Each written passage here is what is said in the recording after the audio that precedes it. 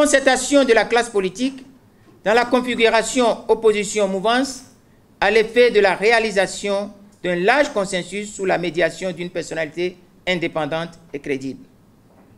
Traduction à l'Assemblée nationale du consensus obtenu en acte législatif par l'adoption de nouvelles lois garantissant des élections inclusives et dans un climat apaisé. Prise d'actes réglementaires conformes aux exigences du consensus obtenu. Mise en place d'un mécanisme de suivi et de facilitation de mise en œuvre des mesures arrêtées par la feuille de route du consensus qui a force de loi, qui a force exécutoire, j'allais dire. Voilà ce que nous avons proposé. Ce que nous avons proposé n'est pas compliqué. C'est pourtant simple.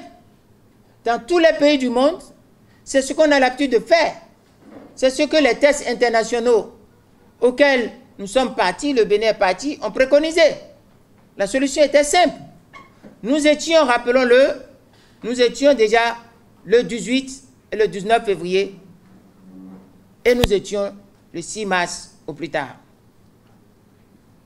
Dans le fond, nous avons préconisé qu'il y ait une identification des éléments d'exclusion, ce que nous appelons les éléments excluants. Et nous allons les évoquer devant vous.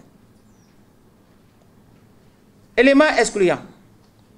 Le risque de retour à la pensée unique par l'initiative de 2 partis politiques par le président de la République, M. Patrice Talon, est un élément excluant.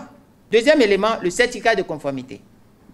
Le certificat de conformité est inventé pour aider les formations politiques Bloc républicain et Union progressiste à franchir le cap de l'article 19 de la charte des partis politiques et pour confisquer le récépissé des partis politiques de l'opposition, bénéficiaires pourtant des dispositions transitoires de l'article 56 de la même loi. Le certificat de conformité doit être dénoncé. Nous devons nous lever contre cette dérive despotique. Et nous devons demander qu'il soit interdit, le certificat de conformité, et qu'il soit détruit et supprimé. Troisième point, qui est un point clivant, un point excluant, c'est les alliances entre partis politiques. Mais la politique est essentiellement fondée sur le couple alliance-mésalliance. Il n'y a pas de politique sans combinaison. J'en viens à l'article 242. L'article 242 est la falsification de la représentativité.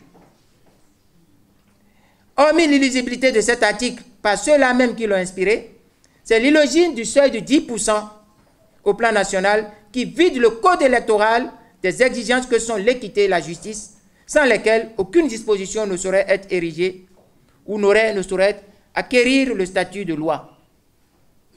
L'imposition du seuil de 10% est une source potentielle de vol aux électeurs concernés du suffrage exprimé par eux, avec le risque de l'instauration d'une démocratie à représentation injuste, tronquée et faussée. Il y a une indécence de la caution de 249 millions. Il s'agit d'une indécence ridicule et avilissante. Il convient de ne pas nous divertir sur cette singularité mondiale qui renseigne sur la psychologie pathologique des auteurs de la sélection du droit électoral par la discrimination censitaire.